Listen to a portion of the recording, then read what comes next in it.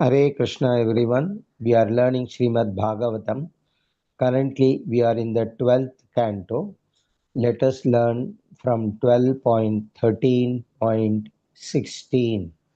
All of you repeat after me. Om Namo Bhagavate Vasudevaya Om Namo Bhagavate Vasudevaya Vasudevaya Nimna Ganam Nimnaganam Nimnaganam Yatha Yatha Yatha Ganga Ganga Ganga Devanam Devanam Achyutaha Achyutaga Yatha Yatha Vaishnavanam Vaishnavanam Yatha Yatha Yatha Shambhuhu Shambhu Purananam Puranam Purananam Idam Idam Tatha. Let us see the translation. Just as the Ganga is the greatest of all rivers, Lord Achyuta, the supreme among the deities, and Lord Shambhu, Shiva, the greatest of all the Vaishnavas. So, Srimad Bhagavatam is the greatest of all Puranas. Let us learn this in the tune. Nimnaganam yatha Ganga Nimnaganam Yatha Ganga Nimnaganam yatha Ganga Nimnaganam Yatha Ganga Devanam achyuto yatha Devanam Achyuto Yatha Devanam achyuto yatha Devanam Achyuto Yatha Vaishnavanam yatha Shambhuhu Vaishnavanam Yatha Vaishnavanam yatha Shambhuhu Vaishnavanam Yatha Purananam idam tatha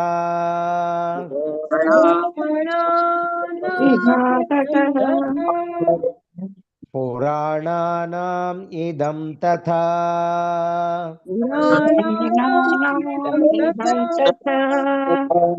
Nimnaganam yatha Ganga Devanam achyuto yatha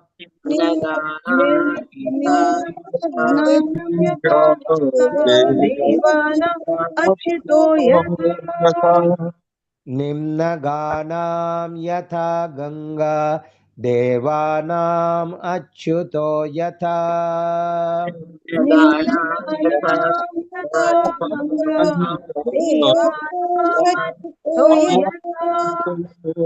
Vaish Vaishnavanam yatha Shambhu Purananam idam tatha Vaishnavanam Yatha Shambhu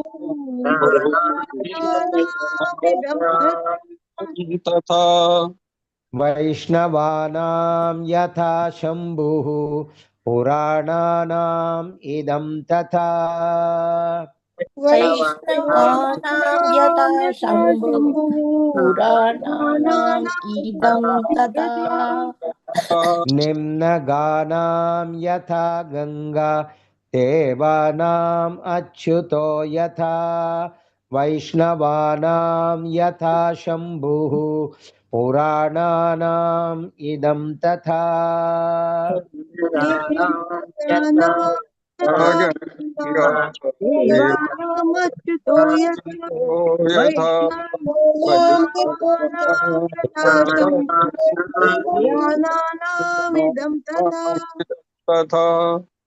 Nimnaganam yatha Ganga Devanam achyuto yatha वैष्णवानां यथा शम्भुः पुराणानाम् इदं तथा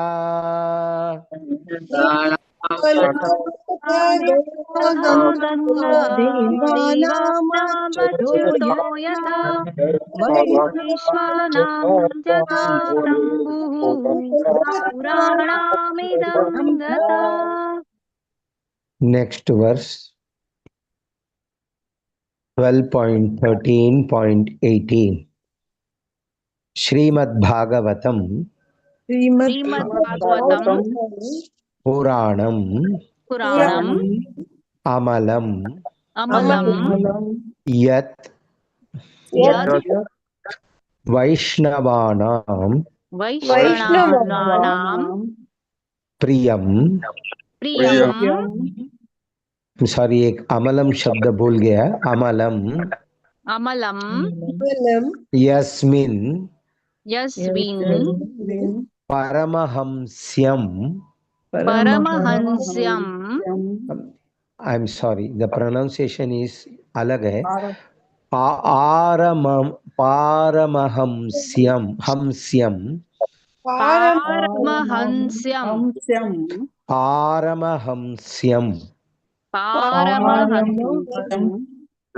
एकम एकम् अमलम अमलं ज्ञानम ज्ञानं परम परं गीयते गीयते तत्र तत्र ज्ञान विराग ज्ञानविराग भक्ति सहितम भक्तिसहितं नैष्कर्म्यम नैष्कर्म्यम् आविष्कृतम आविष्कृतं तत् शृण्वन् तच्छृण्वन् सुपठन् सुपठन् विचारण परः विचारणपरः भक्त्या भक्त्या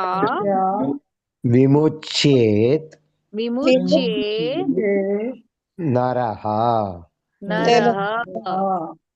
Let us see the translation. Srimad Bhagavatam is the spotless Purana. It is most dear to the Vaishnavas because it describes the pure and supreme knowledge of the Paramahamsas. This Bhagavatam reveals the means for becoming free from all material work together with the process of transcendental knowledge, renunciation, and devotion. Anyone who seriously tries to understand Srimad Bhagavatam, who properly hears and chants it with devotion, becomes completely liberated. Hare Krishna. थोड़ा लंबा श्लोक है.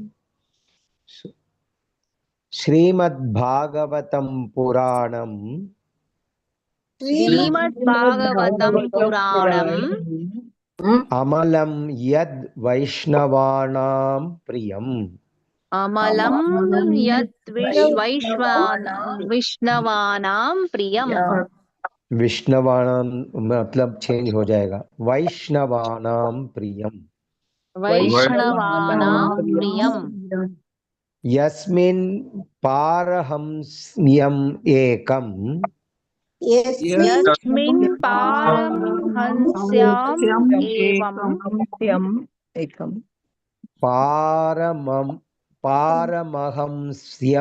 एकम्. पारमहंस्यम् एकम्. पारम अहंस्यम ऐसा आ जाएगा वो, लेकिन जोड़कर बोलना है. पारमहंस्यम एकम.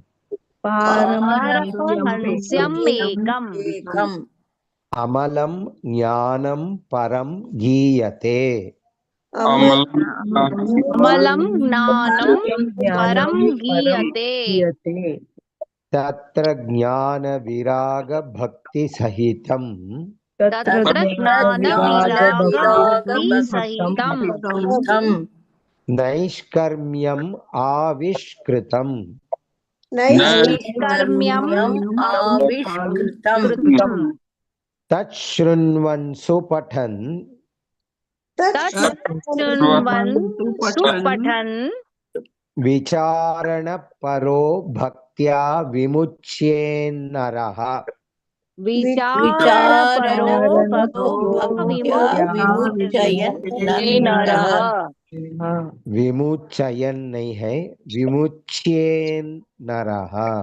विमुच्ये नरः। लाइन बाय लाइन धीरे से बोलेंगे, लिसन प्रॉपरली एंड रिपीट। श्रीमद्भागवतम पुराणम अमलम यद वैष्णवानां प्रियम श्रीमद्भागवतम् पुराणम् अमलम् यद् वैष्णवानां प्रियम् यस्मिन् पारमहंस्यम् एकम् अमलं ज्ञानं परं गीयते। यस्मिन् पारमहंस्यम् एकम् अमलं ज्ञानं परं गीयते। तत्र ज्ञान विराग भक्ति सहितं नैष्कर्म्यम् आविष्कृतम्। तत्र ज्ञान विराग भक्ति सहितं नैष्कर्म्यम् आविष्कृतम्। तच्छृण्वन् सुपठन् विचारणपरो भक्त्या विमुच्येन्नरः। तच्छृण्वन् सुपठन विचारणपरो भक्त्या विमुच्ये नरः। 2 lines. श्रीमद्भागवतं पुराणम् अमलं यत् वैष्णवानां प्रियम् यस्मिन् पारमहंस्यम् एकम् अमलं ज्ञानं परं गीयते। श्रीमद्भागवतम् पुराणम् यद् वैष्णवानां प्रियम् यस्मिन् पारमहंस्यम् एकम् अमलं ज्ञानं परं गीयते। तत्र ज्ञान विराग भक्ति सहितं नैष्कर्म्यम् आविष्कृतम्। तच्छृण्वन् सुपठन् विचारणपरो भक्त्या विमुच्येन्नरः। तत्र ज्ञान विराग भक्ति सहितं नैष्कर्म्यम् आविष्कृतम्। तच्छृण्वन् सुपठन् विचारणपरो भक्त्या विमुच्ये नरः।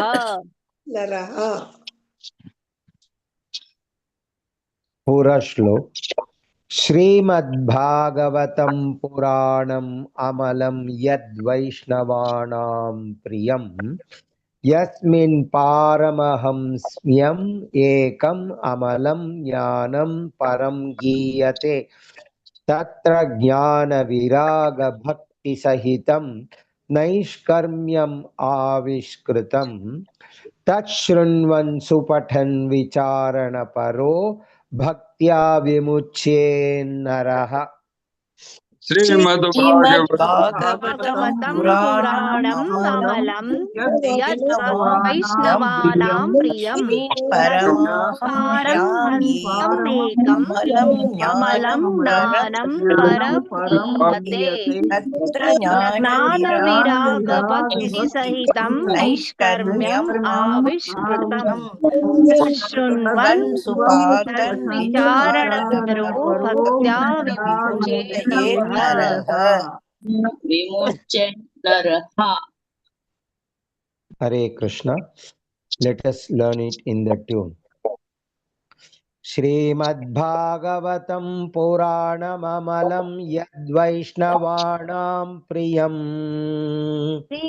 श्रीमद्भागवतं पुराणममलं यद्वैष्णवानां प्रियम् श्रीमद्भागवतं पुराणममलं यद्वैष्णवाणां प्रियम् श्रीमद्भागवतं पुराणममलं यद्वैष्णवानां प्रियम् यस्मिन् पारमहंस्यम् एकममलं ज्ञानं परं गीयते यस्मिन् पारमहंस्याम् एकममलं ज्ञानं परं गीयते यस्मिन् पारमहंस्यम् एकममलं ज्ञानं परं गीयते यस्मिन् पारमहंस्याम् एकममलं ज्ञानं परं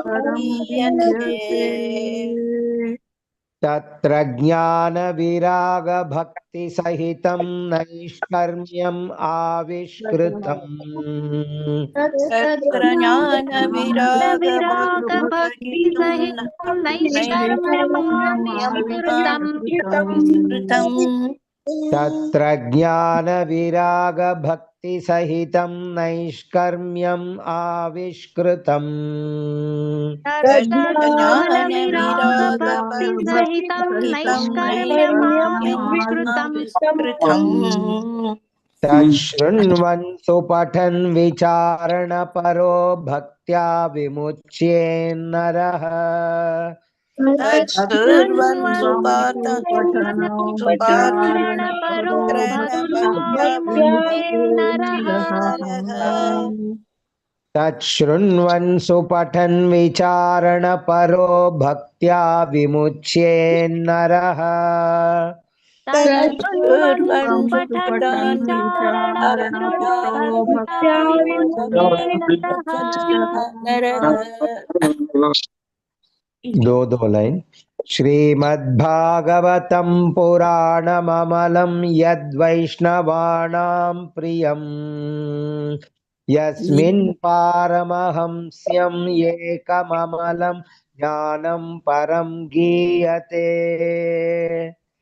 श्रीमद्भागवतं पुराणममलं यद्वैष्णवानां यस्मिन् परमहंस्यमेकं परमं ज्ञानं परं गीयते श्रीमद्भागवतं पुराणममलं यद्वैष्णवाणां प्रियम् यस्मिन् पारमहंस्यम् एकममलं ज्ञानं परं गीयते श्रीमद्भागवतं पुराणममलं यद्वैष्णवानां प्रियम् यस्मिन् परमहंस्यमेकमलं ज्ञानं परं गीयते तत्र ज्ञानविरागभक्तिसहितं नैष्कर्म्यम् आविष्कृतम्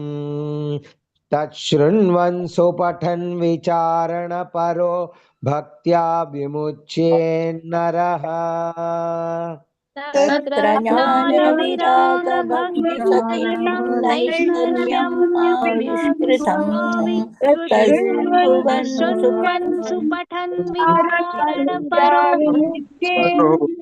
विमुच्येन्नरः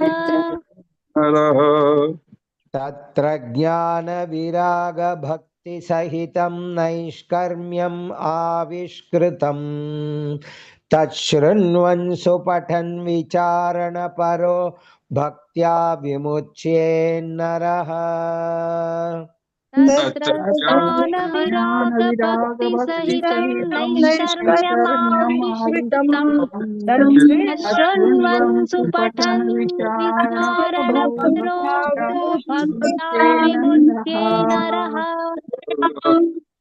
पूरा श्लोक श्रीमद्भागवतं पुराणममलं यद्वैष्णवानां प्रियम् यस्मिन् पारमहंस्यम् एकममलं ज्ञानं परं गीयते तत्र ज्ञानविरागभक्तिसहितं नैष्कर्म्यम् आविष्कृतम् तच्छृण्वन् सुपठन् विचारणपरो भक्त्या विमुच्येन्नरः श्रीमद्भागवतं पुराणममलं यद्वैष्णवानां प्रियं यस्मिन् परामह्यमेकमलं ज्ञानं परं गीयते तत्र ज्ञानविरागभक्तिसहितं नैष्कर्म्यम् आविष्कृतम् तच्छृण्वन्तु पठान् विचारणपरो भक्त्या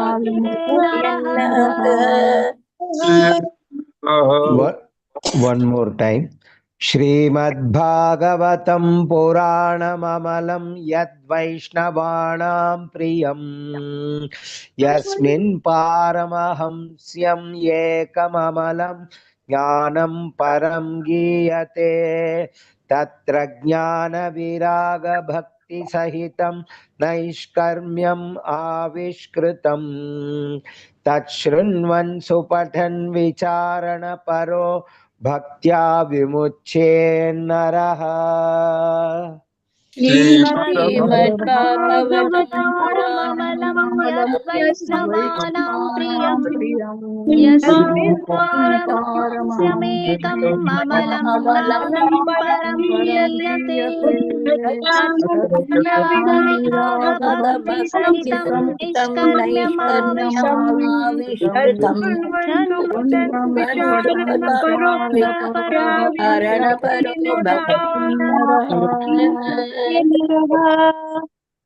Hare Krishna. Next verse.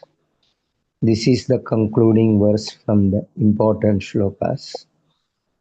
Nama Sankirtanam Sankirtanam Yasya Sarva Papa Pranashanam Pranamaha Dukkha Shamanaha Tam Namami Harim Param. Translation. I offer my respectful obeisance unto the Supreme Lord Hari, the congregational chanting of whose holy names destroy all sinful reactions, and the offering of obeisances unto whom relieves all material suffering. Hare Krishna. Beautiful concluding shloka. Nama Sankirtanam Yasya Sarva Papa Pranashanam Pranamo Dukkha Shamanaha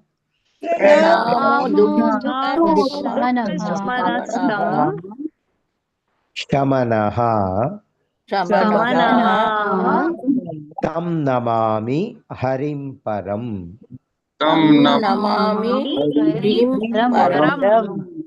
Nama Sankirtanam Yasya Sarva Papa Pranashanam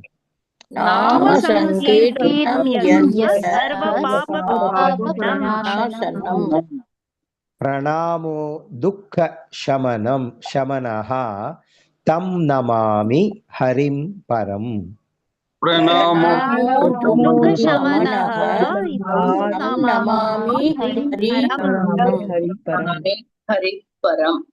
Nama Sankirtanam Yasya Sarva Papa Pranashanam Pranamo Dukkha Shamanaha Tam Namami Harim Param. नाम संकीर्तनं यस्य सर्वपापप्रणाशनं प्रणमो नमो दुःखशमनः नमो नमामि हरिं परम्। नमामि हरिं परम्. Let us learn in the tune. Nama Sankirtanam Yasya नाम नाम संकीर्तनं संकीर्तनं यस्य Nama Sankirtanam Yasya नाम नाम संकीर्तनं संकीर्तनं यस्य Sarva Papa Pranashanam सर्वपापप्रणाशनं सर्वपापनाशनं Sarva Papa Pranashanam सर्वपापप्रणाशनं Pranamo Dukkha Shamanaha प्रणामो मनः दुःखशमनः Pranamo Dukkha Shamanaha प्रणामो नमः दुःखः Tam Namami Harim Param तं तं नमामि नमामि हरिं परम्. परम् Tam Namami Harim Param तं तं नमामि नमामि हरिं परम् परम्. Nama Sankirtanam Yasya Sarva Papa Pranashanam नाम नाम संकीर्तनं संकीर्तनं यस्य यस्य सर्वपापप्रणाशनम् सर्वपापनाशनम् Nama Sankirtanam Yasya Sarva Papa Pranashanam नाम नाम संकीर्तनं संकीर्तनं यस्य यस्य सर्वपापप्रणाशनम् Pranamo Dukkha Shamanaha Tam Namami Harim Param प्रणामो दुःखशमनः तं नमामि हरिं परम्. हरिं परम् Pranamo Dukkha Shamanaha Tam Namami Harim Param प्रणामो दुःखशमनः Namami हरिं परम्. Chorus Shlok Nama Sankirtanam Yasya Sarva Papa Pranashanam Pranamo Dukkha Shamanaha Tam Namami Harim Param नाम संकीर्तनं यस्य सर्वपापप्रणाशनम् प्रणमो दुःखशमनः नमामि हरिं परम्. Nama Sankirtanam Yasya Sarva Papa Pranashanam Pranamo Dukkha Shamanaha Tam Namami Harim Param नाम संकीर्तनं यस्य सर्वपापप्रणाशनम् प्रणमो दुःखशमनः तं नमामि नमामि हरिं हरिं परम् परम्. With this, we conclude the 12th canto, important verses also. I will revise the shlokas learned today. All of you carefully listen. 12.13.16 Nimnaganam yatha ganga devanam achyuto yatha vaishnavanam yatha shambhuhu purananam idam tatha 12.13.18 श्रीमद्भागवतं पुराणममलं यद्वैष्णवानां प्रियं यस्मिन् पारमहंस्यं एकममलं ज्ञानं परं गीयते तत्र ज्ञानविरागभक्तिसहितं नैष्कर्म्यम् आविष्कृतम् तच्छृण्वन् सुपठन् विचारणपरो भक्त्या विमुच्येन्नरः 12.13.23 नाम संकीर्तनं यस्य सर्वपापप्रणाशनं प्रणामो दुःखशमनः तं नमामि हरिं परम्. All of you repeat after me. Hare Krishna, Hare Krishna, Hare Krishna, Hare Hare Krishna, Krishna Krishna, Hare Hare, Krishna Krishna Krishna, Hare Hare Hare, Hare Rama, Hare Rama, Hare Rama Hare Hare Rama Rama Rama, Hare Hare, Rama Rama Rama, Rama Hare Hare Hare.